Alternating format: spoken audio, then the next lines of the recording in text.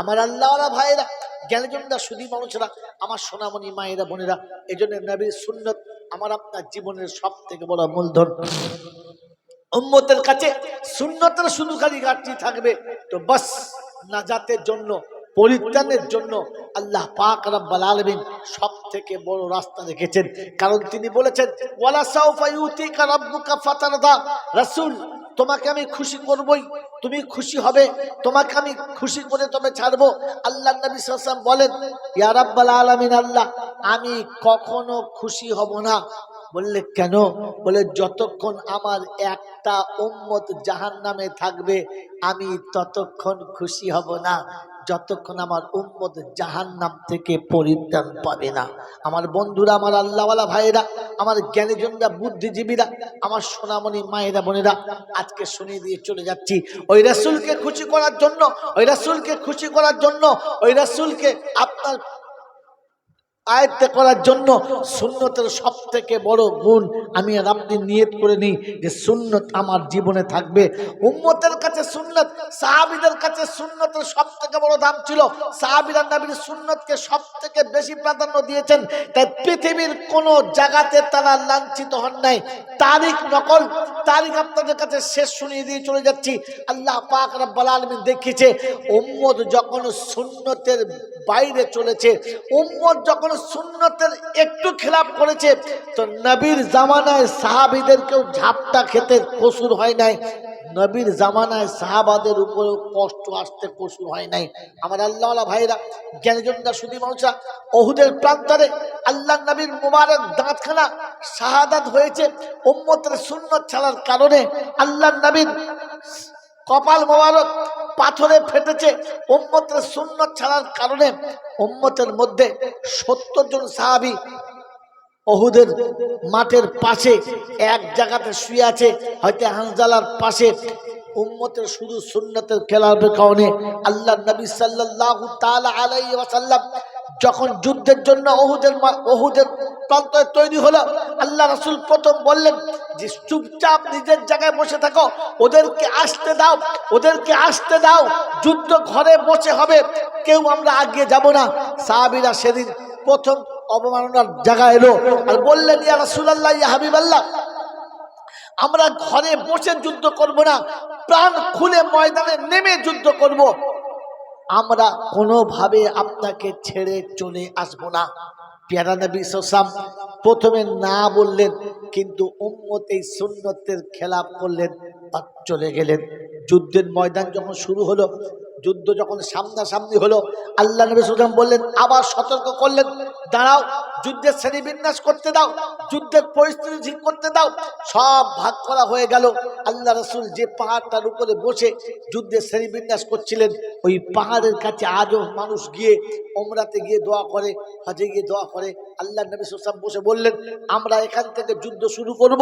আর 50 জন সাহাবীকে দিয়ে উহুদের ওই সুড়ঙ্গ পথে, যেটা উহুদের উল্টো দিক থেকে আসা রাস্তা, চট করে মানুষ দেখতে পাবে না, ওই জায়গাতে 50 জনকে দাঁড় করে দিলেন আর বলে দিলেন, আমরা যুদ্ধে হারি কিংবা জিতি, এই জায়গাটা তোমরা পরিবর্তন করবে না যতক্ষণ না আমরা তোমাদেরকে ডাকবো, নিচে নামার অনুমতি দেব।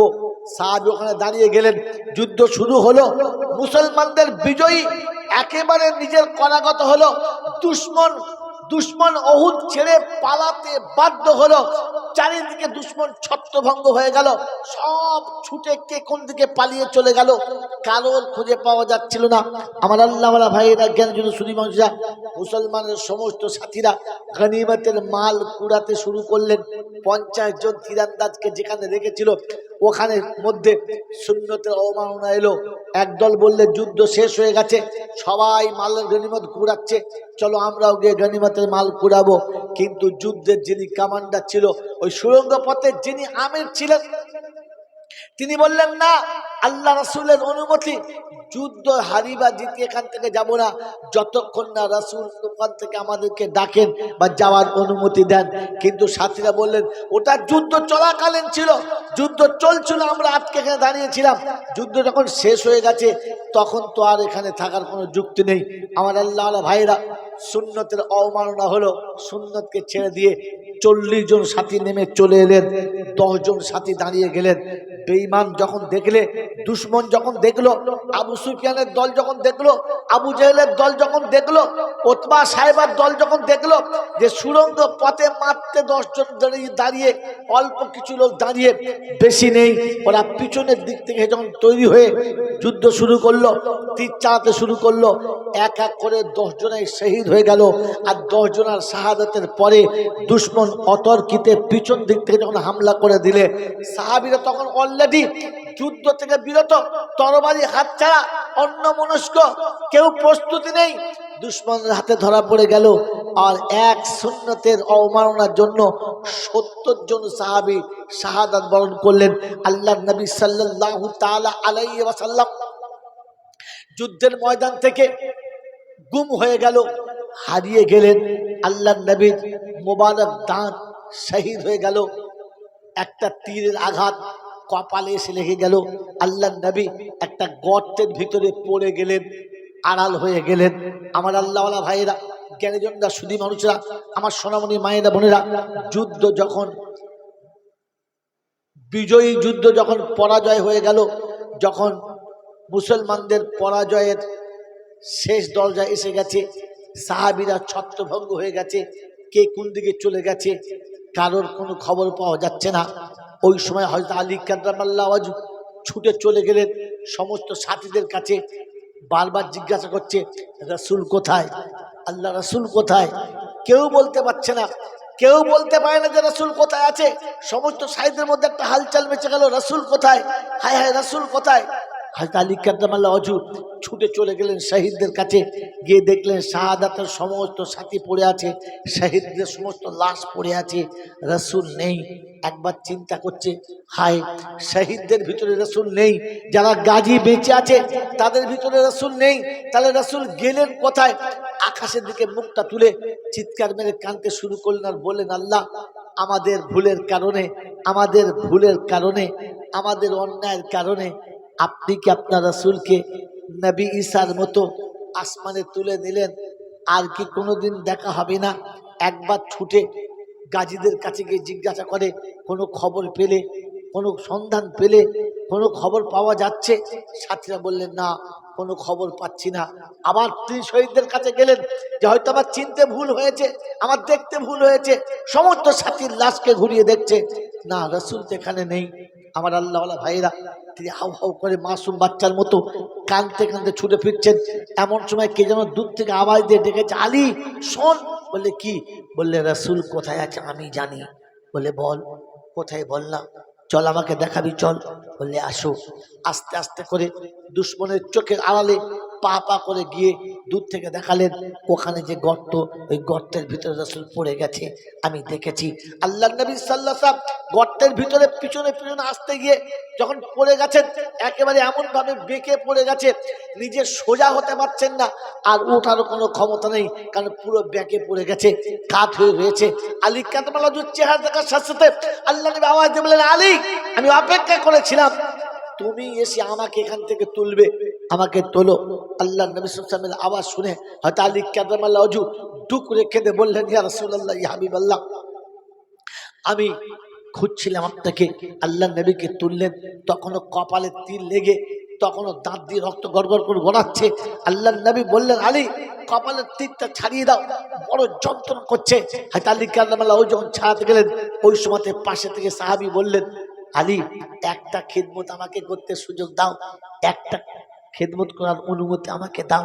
আল্লাহ রাসূলের গায়ে লাগবে, কষ্ট হবে, তাই হাত দিয়ে নয়, সাহাবী দাঁত দিয়ে আল্লাহ নবীর কপালের তীরটাকে ধরলেন। বন্ধু, মনে রেখে দেবেন, লোহার উপরে কামড়ানো এতটা সহজ নয়।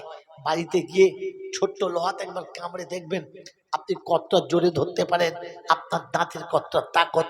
আমার আল্লাহওয়ালা ভাইরা, জ্ঞানীজনরা সুধী মানুষরা, আল্লাহ নবীর সাহাবী আল্লাহ রাসূলের কপালের উপরে তীরটাকে আস্তে করে নিজের মুখে দাঁতে ধরে এত জোরে টেনেছেন, সামনের দুখানা দাঁত ঠিকরে পারে ওহুদের মাটিতে পড়ে গেছে, রক্ত ফেঁক এসেছে। সাহাবী মুখটা চিপে ধরে বন্ধ করে দিয়েছে।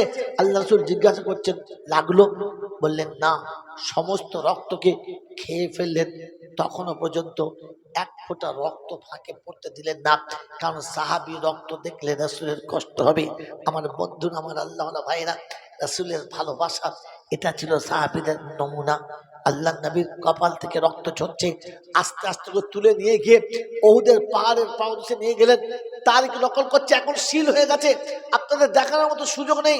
দাদা, আপনাকে দেখানোর সুযোগ ছিল, ও দর্শনের জায়গা ছিল। ওহুদের পাহাড়ের উপরে নিয়ে গেলেন, যে জায়গাতে হয়তো আলী কারামাল্লাহু ওয়াজহু, আবু বকর সিদ্দিক, ওমরে ফারুক, উসমানে গনি, আদার সাহাবারা সবাই ছিল। আল্লাহ নবীর উপর নিয়ে গেলেন, ওহুদের মাটির উপর হাতটা রেখে বলেছিল, ওহুদের পাহাড় একটু সমান হ, একটু নরম হয়ে যা, আমার রাসূল বড় কষ্ট পাচ্ছে, একটু আরাম করবে। তারিখ নকল করছে, আল্লাহ নবীকে শোয়ানোর আগে আবু বকর সিদ্দিক হাতটা যখন বুলিয়ে দিলেন, মনে হলো যেন তুলোর বালিশের উপরে হাতটা ফিরালে যেমন নরম হয় আর যেমনি করে সমান হয়, ওরকম তেলের মতো সমান হলো। আল্লাহ নবীকে আস্তে করে ওখানে আরামের জন্য রাখা হলো। আমার বন্ধুরা, আমার আল্লাহওয়ালা ভাইরা, জ্ঞানীজনরা, বুদ্ধিজীবীরা, আবু সুফিয়ান সেদিন দলের সর্দার হয়ে সমস্ত সাহেবদের নিলেন আর ডেকে বললেন, আইনা মুহাম্মদ, আইনা মুহাম্মদ, মুহাম্মদ কোথায়, কোথায় আছে মুহাম্মদ?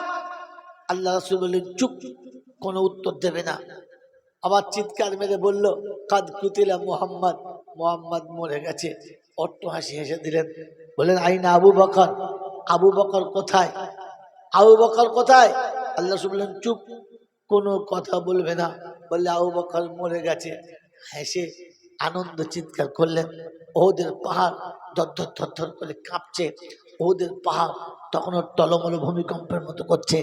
আল্লাহ নবী বললেন, ইয়া আইয়ুহাল জিবাল কুম ওয়া আলাইহিন নবী ওয়াল আকবার ওয়াশ শুহাদা।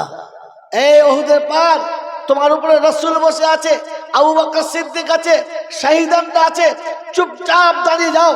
মেরে মহতরম বুজুর্গ, ওই দিন সাহাবায়ে কেরাম বুঝে নিয়েছিলেন আলী শহীদ হবে, ওমর শহীদ হবে, উসমান শহীদ হবে। আল্লাহ রাসূল বলেছেন, ওয়া আলাইহিন নবী ওয়া সিদ্দিক, তোমার উপরে নবী আর সিদ্দিক আছে, ও শুহাদা, বাকি সব শহীদ আছে। অতএব তিনজনা শাহাদাত বরণ করবে, এটা আল্লাহ নবী আগে থেকে বলে দিয়ে চলে গিয়েছিলেন।